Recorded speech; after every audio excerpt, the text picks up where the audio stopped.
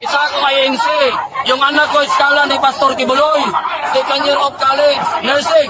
Ngayon, Tore, kung tanggalin o paalisin mo si Kibuloy dito sa Davao, o ipakulong mo, sino magpaaral sa anak ko? Tukulok ko kang Tore ka. Di dapat si Kibuloy mapriso. Katinood lang. Sa galit itong isang kaanib na ng Iglesia ni Cristo Tatag ni Felix Manalo, galit na galit talaga siya kay General Torre na isa ding Iglesia ni Cristo. Pero nang sinabi niyang minura niya sa galit, abay, muntik nang si Kibuloy ang namura niya. Isa akong INC. Yung anak ko, iskala ni Pastor Kibuloy. Second year of college, nursing. Ngayon, Tore, kung tanggalin o paalisin mo si Kibuloy dito sa Davao, o ipakulong mo, sino magpaaral sa anak ko? Tukulok ko kang Tore ka. Di dapat si Kibuloy mapriso. Katinood lang. Tricycle driver lang ko. Pero unsay gihimo nimo, Tore? Wala, bias ka masyado. Bias ka. Ang polis Davao maayo. Pero unsay ang gikuha? Region 13 Police. So means nahadlok mo. Hadlok mo kay dili na inyong lugar. Tore, Iglesia ni Cristo ka. Hindi gawain ng Iglesia yan. Sa totoo lang, Iglesia ni Cristo po ko. Ang akong lokal, Panakan. Sakop ko ni kay Eduardo Manalo. Pero kinsay nagpa-eskwela sa Panak. Si Pastor Kibuloy, libre, wala gibayaran. Itanggal pa ninyo ang budget karon sa DepEd. Kung saan na may eskwela, wala na luoy na kayo mga batang Pilipino. Maunay dapat ninyo, sir, mga polis. Swerte mo, kay soldado mo dako, panahon ni Digong. Pero sa gibuhat niyo sa Davao, luoy na kayo mga tao. Oh, gusto pa niyo prisuhon si Pastor? Asa mo nang kaso? Okay, yan. Dahil natulungan ang kaniyang anak at si Pastor Kibuloy ang nagpapaaral free sa kanyang anak. Galit na galit siya kay General Torre na kapwa iglesia niya. Di daw umano gawain yan ng iglesia. Nakalimutan na ba niya na yung tumulong sa anak niya may standing warrant of arrest? At si Torre na kapwa iglesia at isang general ng PNP ay nangunguna lang sa pagpatupad ng batas upang arestuhin ang nagtatago sa batas. Tatalakayin natin ito. Samahan ninyo ako. Kumusta? Muli, ito yung lingkod Brad Windel Talibong makasama ninyo sa pagkakataong ito. At inaniyahan natin ang ating mga kapatid. Huwag kalimutan na pindutin ang like sa ating channel. Huwag din kalimutan na mag-subscribe sa mga bago pa lang at pindutin ang bell button para updated kayo mag-comment at i-share ninyo mga kapatid. At bago dyan, inanyayahan ko kayo sa pag subscribe sa Office of Exorcism channel ni Father Ricarte, Order of Preachers. Ito po, maganda to na channel. Dami niyong matutunan dito mga kapatid. No? Na humili ng exorcist at ang mga aral kaugnay sa liberation, spiritual warfare. So, naniyahan natin ang ating mga kapatid na mag-subscribe. So, sa lahat ating mga kapatid na sumusubaybay, welcome. At dahil Monday kayo, meron tayong paraffle, no? At yung raffle natin sa ngayon, mag-comment lang kayo. Huwag nyo nang ulit-ulitin pa, no? Mag-comment lang kayo na I am Catholic. Huwag nang ulit-ulitin pa. Kasali na kayo sa raffle dahil kinuha yung mga pangalan nyo ni Sarah na assistant ko ngayon. Comment lang kayo. Itong Benedictine Cross na ito ang ipapadala namin sa inyo sa mabunot. Pero tulad sa raffle natin, sa nakalipas, kung sakali ang mabunot ay hindi mag-comment ng present, papalitan po natin. Okay. So, kinumpirma ng PNP, mga kapatid, na malapit na mahuli si Pastor Apollo Kibuloy. Dahil yung tinataguan niya ay natumbok na daw sa detektor ng PNP.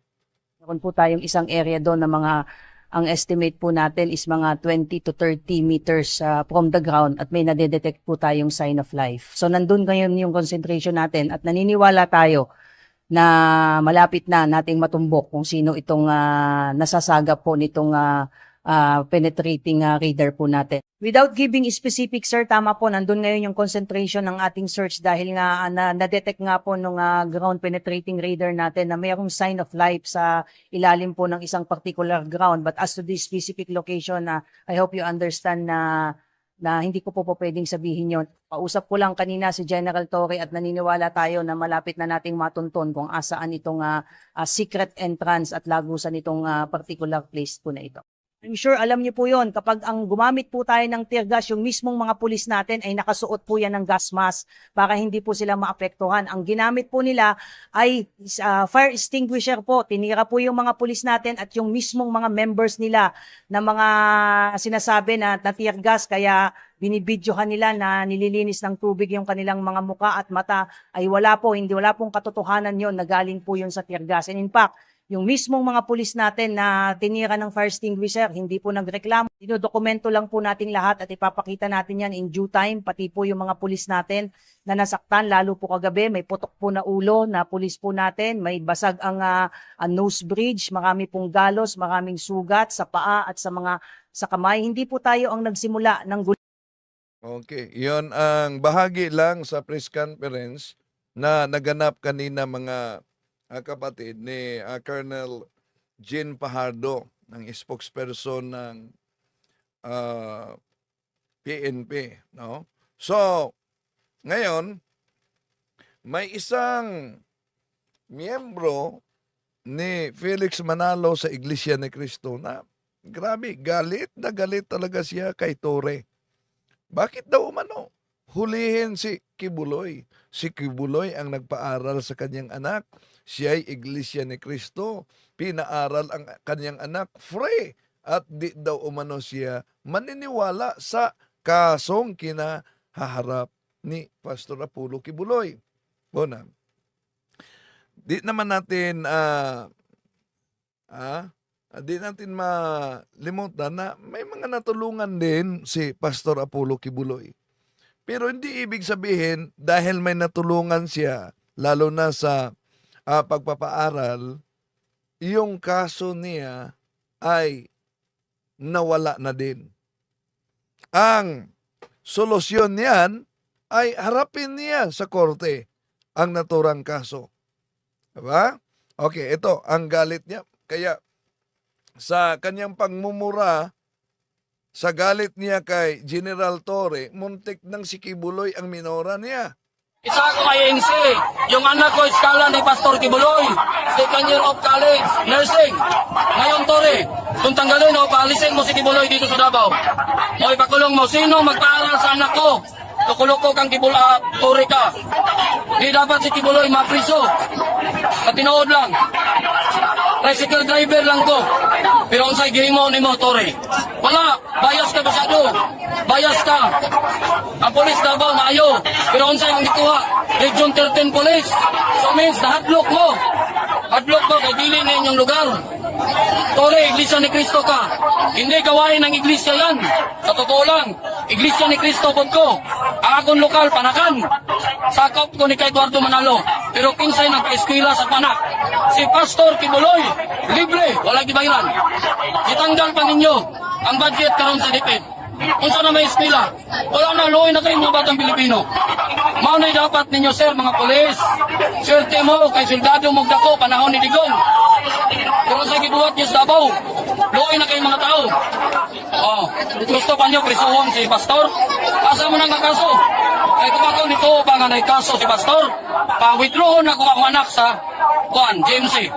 Kaya baga na time now. Kung magpa-escala ang pamilya, Iglesia ni Cristo pag yun may. Yaw, dahil ka Iglesia ni Cristo diyaw, magtanaw. Oh, ay insin na si Tore. Ay insin na. Ano pangalan niyo, kuya? Ha? Ano pangalan niyo? Neil de Guzman. Thank you, ah. Ako si Neil de Guzman. Ayan, si Niel de Guzman na isang iglesia ni Cristo. Okay, sandali muna. May nabasa ako sa comment. Babasahin din natin dito, no? Bago natin ituloy. Saan ba 'yon? Sandali. Ito, kay Alan Cagas, Bro Windel, hinahangaan kita, sana ihinto mo na at huwag makialam sa ibang usapin. Huwag gamitin, isa akong Katoliko kahit suriin mo pa ang bahay ko. Kala ko hindi ka maniniwala sa daw dahil kitang-kita. Ano daw? Alan Cagas. Oh. So, Alan Cagas, bakit gusto mong ihinto ang usaping ito? Oh. Di naman ipinagbabawal sa simbahan natin na tayo'y makibahagi sa isyu ng ating lipunan. Part yan. Kaya nga, may social action at nagiging kabilang pa ako sa social action maliban ako isang media. No?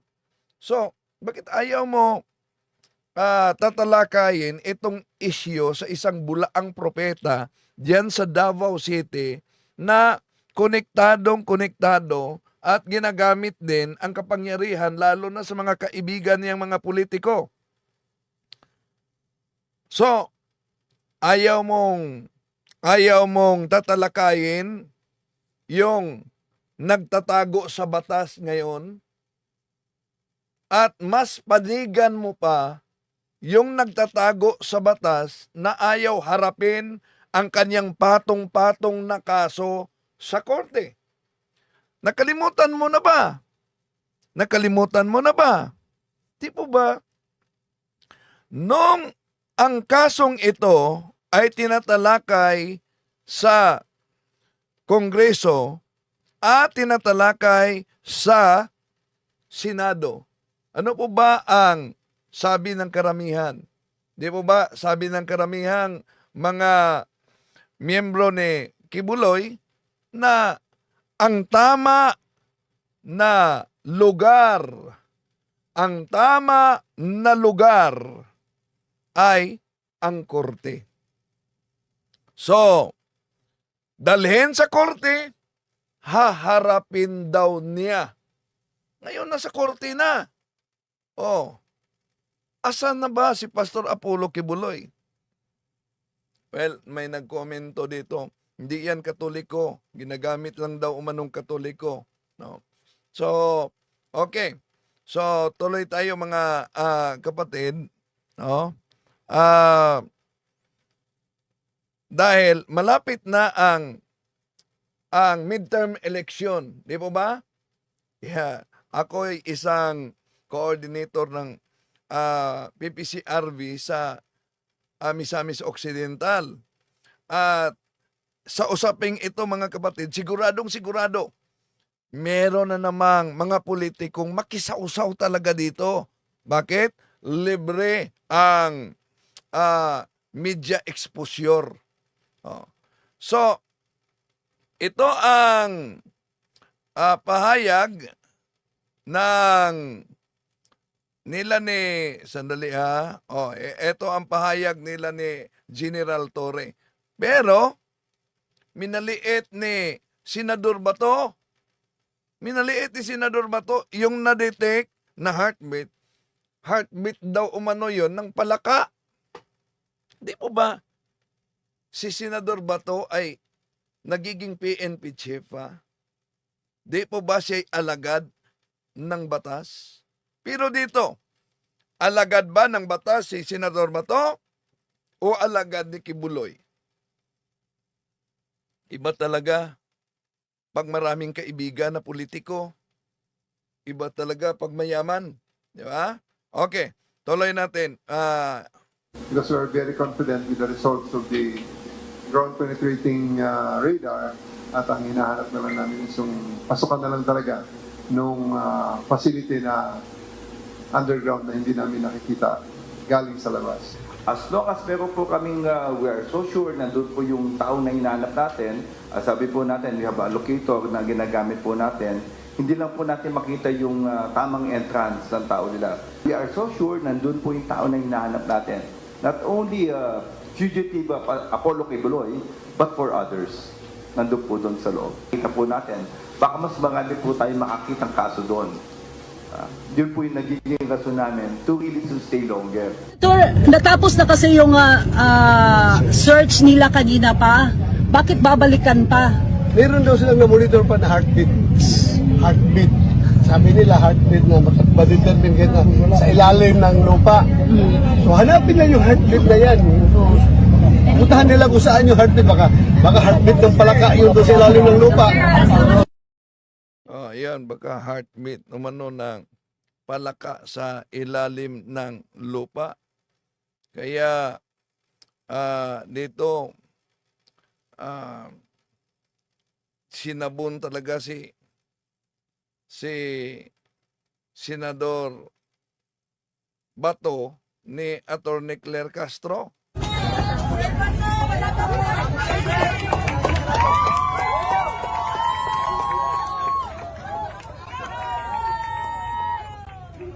Hello everyone, welcome back to my YouTube channel, Batas with Attorney Claire Castro. Pag-usapan nga natin kung ano itong ginagawang papel ni Senator Bato patungkol sa ginawang pagpasok ni na General Torre at ng kanyang tropa dito sa KOJC compound.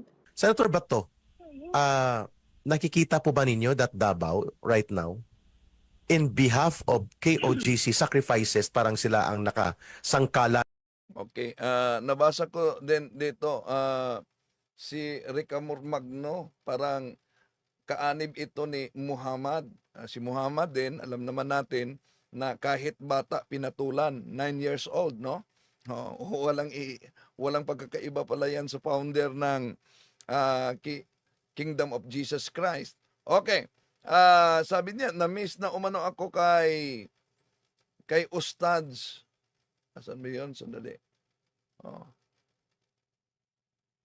Hanapin natin yung...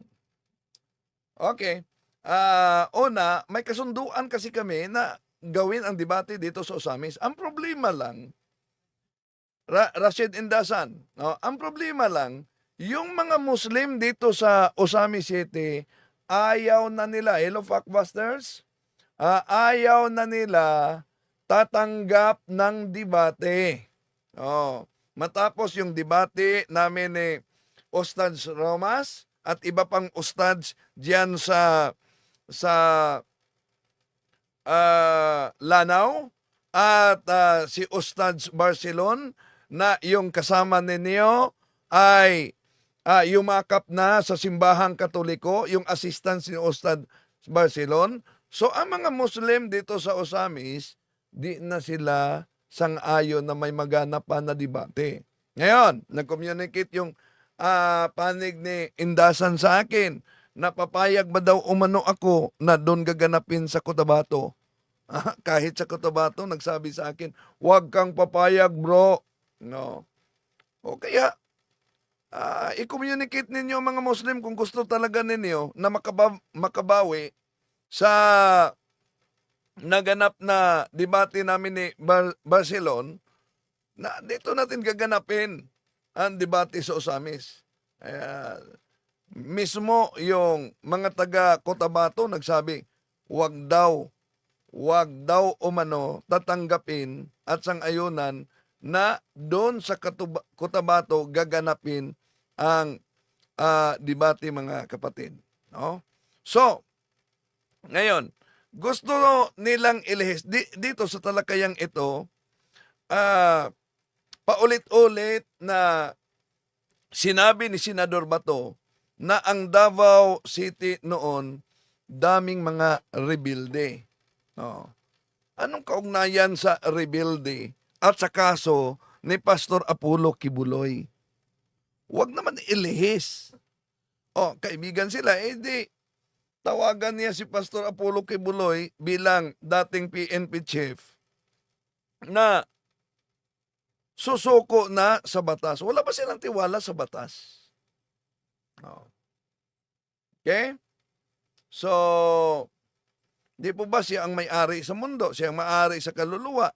Lalagda muna siya para makapasok sa langit. Ang problema ngayon, daming mga di makapasok sa langit dahil nagtatago si Pastor Apollo Kibuloy. Pero, sabi nila, ng PNP, malapit na daw. Malapit na mahuli si Pastor Apollo Kibuloy. Okay. Itong bahagi sa diskusyon ni Attorney Claire Castro kanina. Sa ngayon na isakripisyo Sa interview ni Ka Eric, is going towards a police state quote-unquote control limited but perpetrated targets against the Duterte and other political opponents na mga Marcos at Romualdez at nagagamit ang police to perpetrate specifically ang PNP with the likes of General Torre na willing to violate the law and nagagamit ang mga pulis sa administrasyong Marcos una, di nila dapat kalimutan na itong kaso ni Pastor Apollo Kibuloy sa panahon pa ito sa pag-upo ni dating Pangulong Rodrigo Duterte. At dahil matalik niyang kaibigan si Pastor Apollo Kibuloy at kanya pang spiritual director, so anong nangyari? Di po ba? Sa loob ng more than 4 years, pinakatulog ang kasong ito na nakabinbin dahil na-dismiss sa fiscal's office ng Davao. Ito'y naidulog sa Department of Justice, pinakatulog sa loob ng 4 na taon. Hindi namatay ang kaso.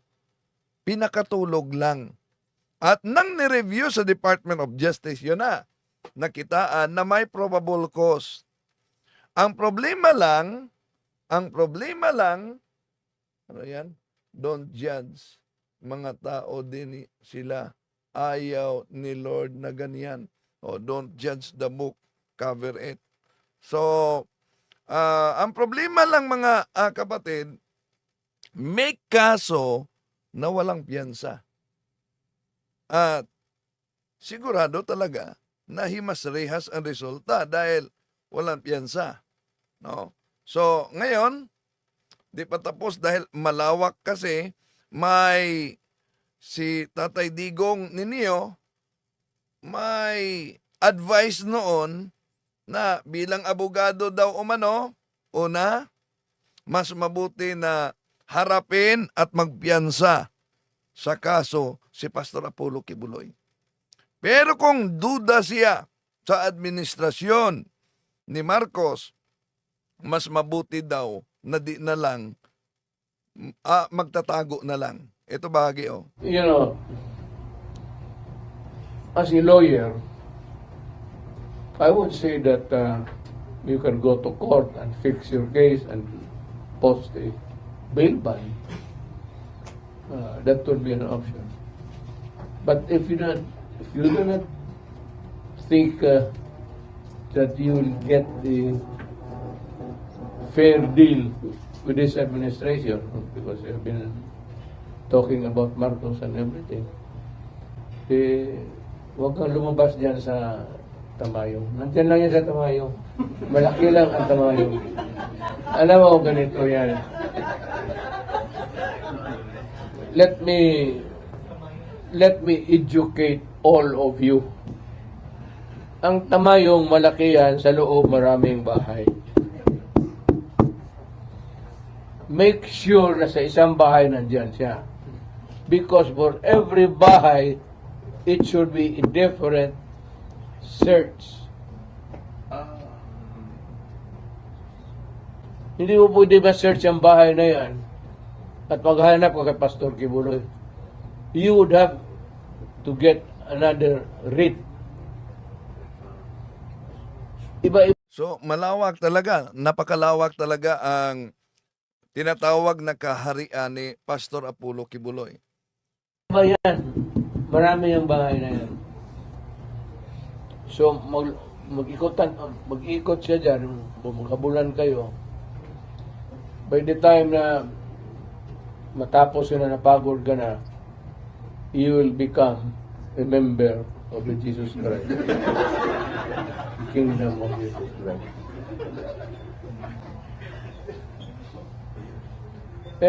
Alam mo, ang buhay ng tao, tayo naman simple lang eh. Katoliko, trabaho tayo, prayer, that someday, pag namatay tayo, awa ang Diyos, punta tayo ng langit. Di ba? O gusto ninyo sa impyerno? Impyerno ang gusto ninyo? Bahala kayo. Ngayon, kahanap ninyo, hindi ninyo mahanap. It's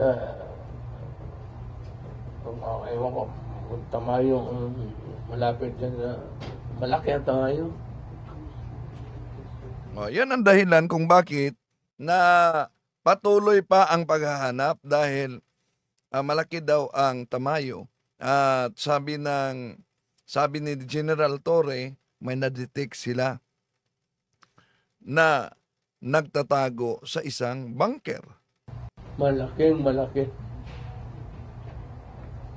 Follow up, Mayor, may mga speculation kasi that someone is Nasa aking bahay ko. studying Look, kain mo ako magkatapos, mag-uwi ako. Sama tayo doon sa bahay ko. And if you can find Kibuloy there, I'm raising the ante. Ano ba magkano ba binigyan ng 100? I'll make it 200,000. Or 300.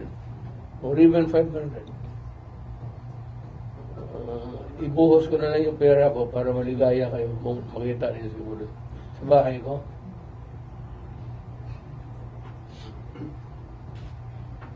Okay, Pastor, ikaw naman ang wanted.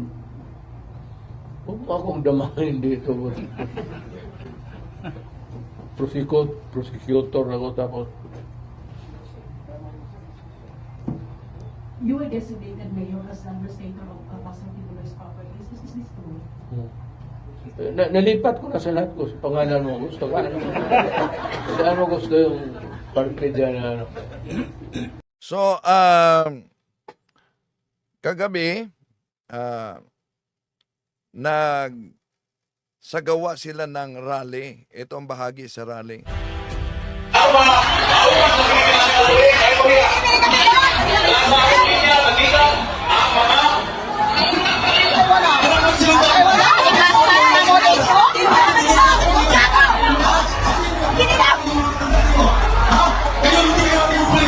Hindi kayo pulis. Matapang na kayo kasi may mga pulis kayo. Ha? Matapang na kayo kasi may mga pangalan kayo. Mga babae na dito. Mga matanda dito. Sabi mo, maximum tolerance. Yan ang bahagi, yung panawagan nila na bababa na daw umano sa pwesto si Pangulong Bongbong Marcos. At ito, napakilala na isang INC, minora niya si General Torre, muntik ng namura si Pastor Apollo Kibuloy. Hindi mo matulog. Kuya, ano yung sabi mo kanina yan? Ha? Ano sabi mo kanina? Isa ako kay INC. Yung anak ko, eskala ni Pastor Kibuloy. Second year of college, nursing. Ngayon, Tore, kung tanggalin o paalisin mo si Kibuloy dito sa Davao. O ipakulong mo, sino magpaaral sa anak ko? Tukuloko kang Kibuloy, Tore ka. Di dapat si Kibuloy mapriso. Sa tinood lang. Tricycle driver lang ko. Pero kung sa'y gihimo ni mo, Tore. Wala, bias ka masyado. Bias ka. Ang polis Davao, maayo. Pero kung sa'y ang gikuha, Region 13 Police. So means, nahadlok mo. Hadlok mo kay dili na inyong lugar. Tore, Iglesia ni Cristo ka. Hindi gawain ng Iglesia yan. Sa totoo lang, Iglesia ni Cristo po ko. Ang akong lokal, Panakan. Sakop ko ni kay Eduardo Manalo. Pero kinsay nagka-eskwela sa Panak. Si Pastor Kibuloy, libre, walang gibayran. Kaya ito mapatawag sa ministro kung tunay ito na Iglesia ni Cristo. Pero alam niyo ba, sa pangyayaring ito, isinugal talaga ni Torre yung future niya sa PNP.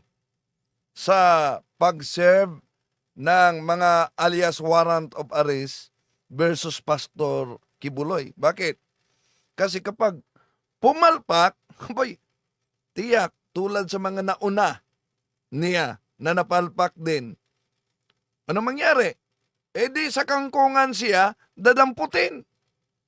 Ika nga, si Turi mga kapatid, magiging scapegoat kapag hindi maaresto si Pastor Apollo Kibuloy. Dahil gigisahin siya at sisisihin siya ng mga politiko.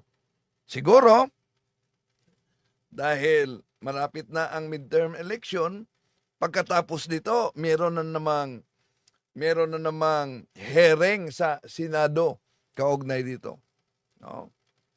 So, kaya dapat maingat si General Torre dahil sa experience niya sa QCPD mga kapatid, kung saan na-relieve siya dahil sa kasong panununtok ng isang retiradong puri sa isang driver. Kaya ayaw ni Torre na sisimplang pa siya, lalo na nitong kaso ni Pastor Apollo Kibuloy. So, abangan natin mga kapatid. Yung sinabi nila na malapit na mahuli si Pastor Apollo Kibuloy dahil natunto na daw ang pinagtataguan nito, na ang ayo naman ni Senador Bato, baka heartbeat lang ng palaka. Because we are very confident with the results of the ground penetrating radar, at ang hinahanap naman namin is yung pasukan na lang talaga nung facility na underground na hindi namin nakikita galing sa labas. As long as meron po kaming, we are so sure na doon po yung tao na hinahanap natin, sabi po natin, we have a locator na ginagamit po natin, hindi lang po natin makita yung tamang entrance ng tao nila. We are so sure na doon po yung tao na hinahanap natin. Not only fugitive Apollo Kibuloy, but for others. Okay, yun.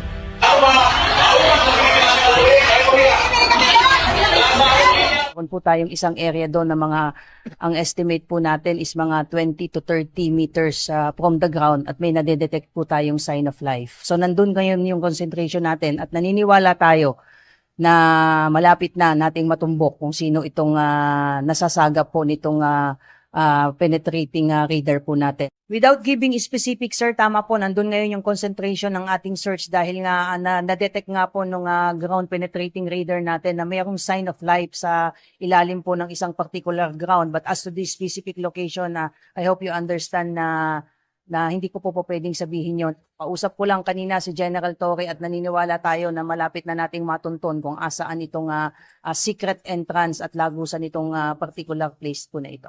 I'm sure alam niyo po yon, kapag ang gumamit po tayo ng tear gas, yung mismong mga pulis natin ay nakasuot po yan ng gas mask para hindi po sila maapektuhan. Ang ginamit po nila ay fire extinguisher po. Tinira po yung mga pulis natin at yung mismong mga members nila na mga sinasabi na tear gas, kaya binibidyohan nila na nililinis ng tubig yung kanilang mga muka at mata, ay wala pong katotohanan yon na galing po yun sa tear gas. And in fact, yung mismong mga pulis natin na tinira ng fire extinguisher, hindi po nagreklamo. Dinodokumento lang po natin lahat at ipapakita natin yan in due time, pati po yung mga pulis natin na nasaktan, lalo po kagabi, may putok po na ulo na pulis po natin, may basag ang nose bridge, marami pong galos, maraming sugat sa paa at sa kamay. Hindi po tayo ang nagsimula ng gulo. Okay, yon ang sabi ni pahayag ng spokesperson sa PNP, si Colonel Apahardo mga kapatid. So, may nabasa ako kanina, sabi niya, asa ba yun? Kanina nakita ko yun. Ito si Elena Molik. Vlogger ka pala ngayon, Bro Windel, ng politics. I am Catholic. Una, kapatid, tandaan natin na hindi maaring magkahiwalay ang simbahan at ang pamahalaan, lalo na sa kanilang paglilingkod sa sambayanang Pilipino. Tingnan niyo yung konstitusyon natin. Anong una? Di po ba yung preamble? We, the sovereign Filipino people, imploring the aid of the Almighty God. Ang problema lang, pag may tatalakayin tayo na may kaugnayan sa isyu ng ating lipunan, dabing magdire-react, lalo na yung ibang mga sekta, at hindi lang yung ibang mga sekta, pati na yung mga cafeteria Catholics, na hindi talaga alam nila ang tungkulin natin bilang mga Katoliko. Para sa kanila, yung maling unawa nila, separation between church and state. Kaya, pag tinatalakay natin ang mga isyu kaugnay sa lipunan, sasabihin kahit sa ibang sekta at mga ilang cafeteria Catholic, nakikialam naman ang simbahan sa usaping politika. Yon ang mga karaniwang reklamo. Hindi lang sa mga anti-Catholic, kundi lalo na sa mga cafeteria Catholic. Tuwing may ipalabas na pahayag ang ating mga kaparian, ang ating mga obispo, ang sasabihin nila, abay, nakikialam naman sa mga usaping panlipunan at usaping pampolitika. Pero tandaan natin mga kapatid, hindi maaaring magkahiwalay ang simbahan at ang pamahalaan sa kanilang paglilingkod sa sambayanang Pilipino. Ang gobyerno ay may responsibilidad sa material na pangangailangan sa sambayanan, mga kapatid, habang ang simbahan naman ay may responsibilidad sa pang-espiritual at sa moralidad ng mga tao. At tandaan natin, magiging matagumpay ang paglilingkod ng simbahan at sa pamamahalaan kung meron tayong magandang ugnayan sa isa't isa. No? Lalo na sa paglilingkod para sa kapakanan ng taong bayan. So, pagdating sa mga usapin na may kaugnayan sa lipunan, talagang dapat tayo ay, sandali, Mother Irene's channel, baka po heartbeat ng kubra. Grabe naman, heartbeat ng kubra daw. Okay. So, okay. Kaya nga, daming di talaga nila alam kung bakit kailangan may mga kaparian na magbigay ng guide at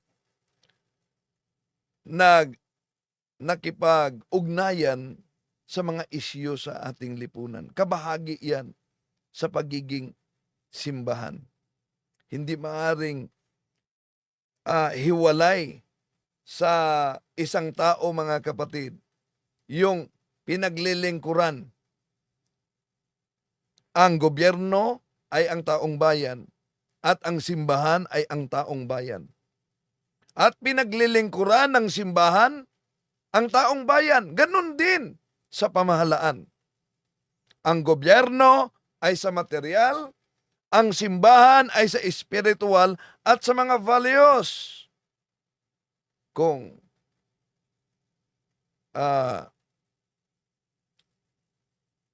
sandali muna, ito pa mga nag-comment dito.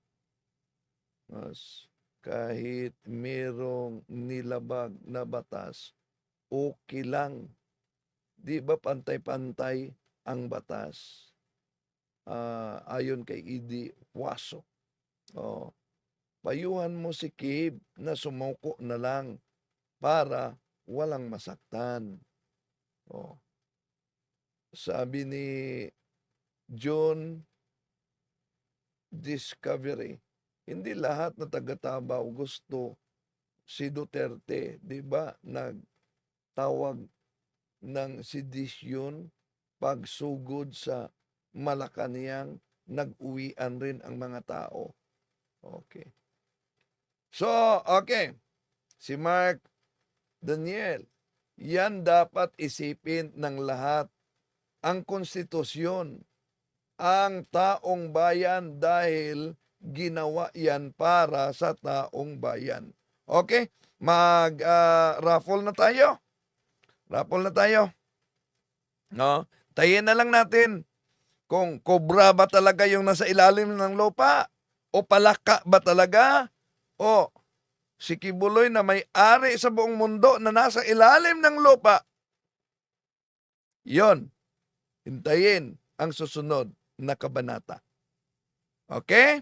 So, kunin ko muna yung mga pangalan ninyo. Raffle na tayo. Pero tandaan natin sa raffle natin, pag di mag-comment ang mabunot, di mag-comment na present, palitan natin magbilang ako ng 10. At pag di mag-comment ng present, so papalitan natin. Okay? Okay, ang dami nito. Kunin ko muna yung mga pangalan ninyo. No? So, okay. Okay. So, okay, simulan na natin. Unang bunot. No? Sino kaya ang mabunot ngayon? Hope na di tulog. Ito.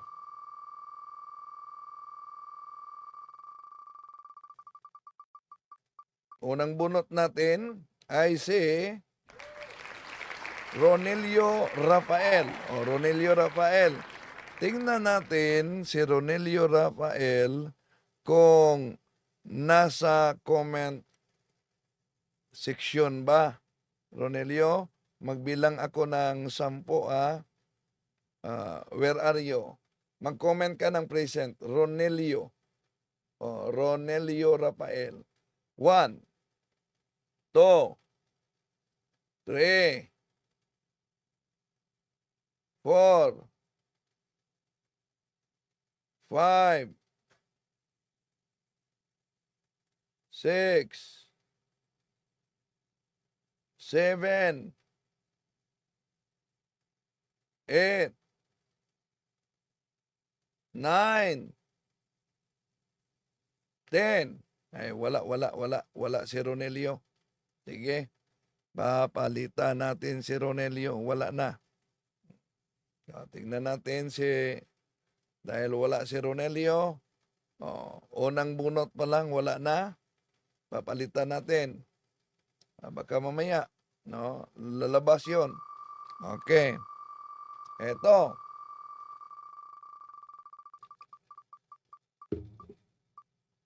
Si Katoliko Candado. Tingnan natin kung nasa linya si Katoliko Candado. Mag-comment ka ng present Katoliko Candado. Okay.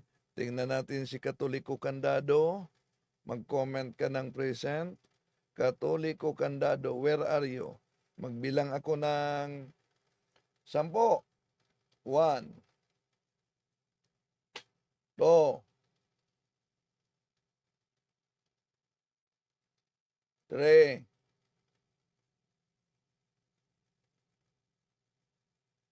4,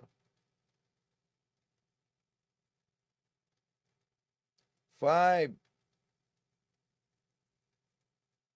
Okay, present na si Katoliko Candado. So, present na siya. Okay, unang bunot si Katoliko Candado. Okay.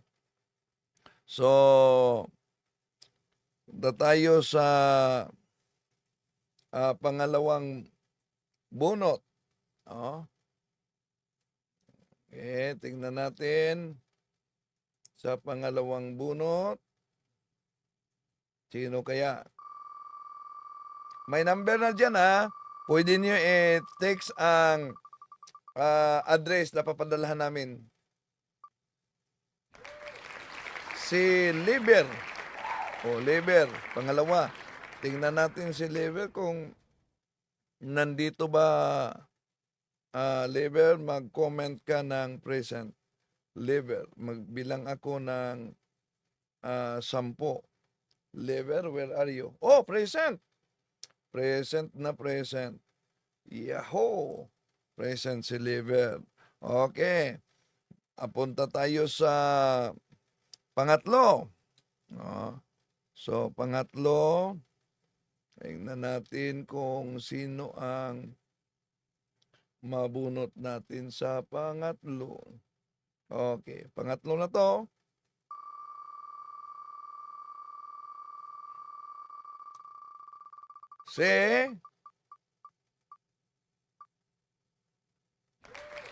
Damo deliver. Damo deliver. Tingnan natin kung nasa linya ba si Damo deliver. Mag-comment ka ng present Damo deliver. Nakita ko ito kanina. Tingnan natin. Damo deliver, where are you? Damo deliver. Okay. 1. Present. Present na si Damo deliver. Okay. Present.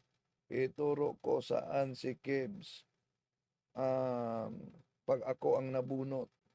Sabi ni Isaac. May 10 million yon. 10 million yun. Hati tayo ha. Okay. So, punta tayo sa pang-apat. Pang-apat na. Matapos na kaming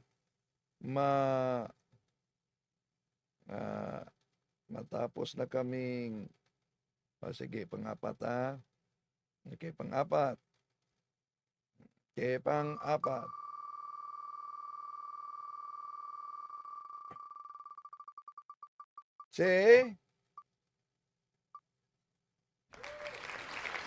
Noemi Gold. Tingnan natin kung nasa linya si Noemi Gold. Noemi Gold, mag-comment ka ng present. Noemi Gold, where are you? Mag-comment ka ng present. Noemi Gold. Noemi Gold. 1, 2, 3, 4, 5. Present. Noemi Gold. Present. May number na dyan ha, para sa pangalan ninyo. At halimbawa, kung sakaling i-text na ninyo, ilagay nyo anong pangalang ginagamit ninyo sa YouTube Live. Noemi Gold, anong tunay na pangalan. So, i-text ninyo dyan. Okay? Para papadalahan namin. Okay. Punta tayo sa panglima na. Panglima na. Panglima na. Salamat. Tayong matapos. Okay. Panglima.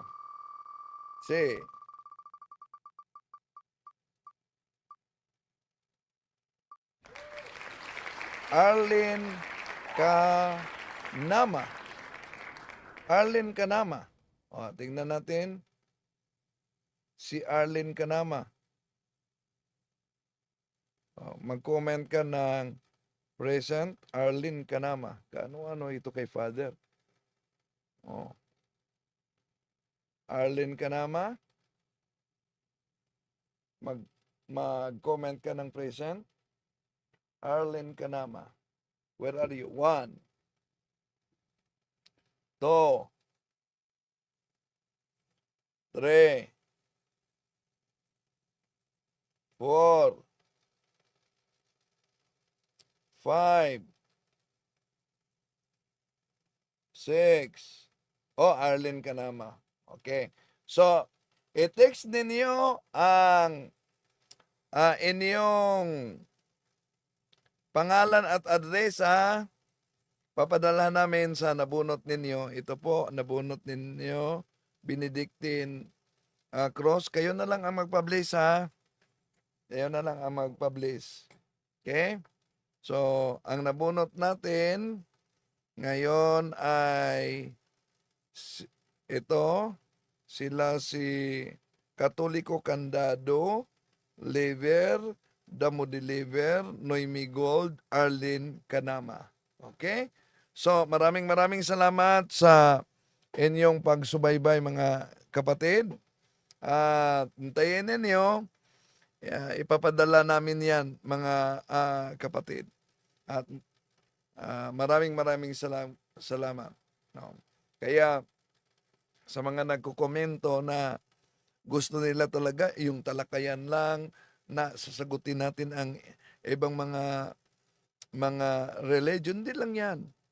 Di lang ito religion including politics dahil di talaga nila alam kung ano ba yung nakasaad sa Artikulo 3, Section 5 na palaging ginagamit nila na separation of church and state. Ano po ba yung nakasaad sa konstitusyon ng Republic ng Pilipinas 1987 na paghihiwalay ng simbahan at estado na nakasaad sa Artikulo 3, Section 5? Kung titingnan natin, mga kapatid, napakalinaw po ang nakasaad yan. Hindi po sinabi na bawal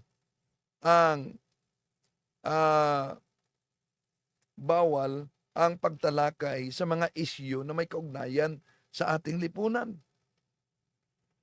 Dahil kung tingnan natin at pag-aralan, the current constitution defines the separation of church and state only on 3 terms. Ano yan? Una, there shall be no official state religion.